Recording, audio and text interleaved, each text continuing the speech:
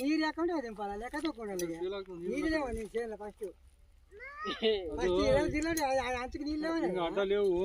ఉద్ద లేవు cross fracture ఉంటుందా cross కదా అదే ఇంకా పుణ్య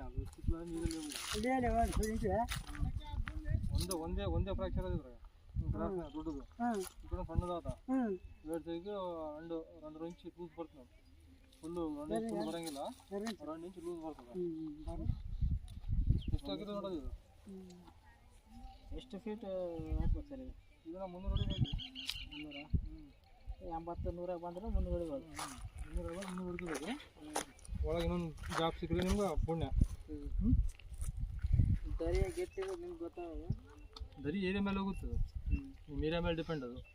ಎಲ್ಲ ಏರಿಯಾದ ಗಟ್ಟಿದ್ರೆ ಅಥವಾ ದರಿ ಇರೋದು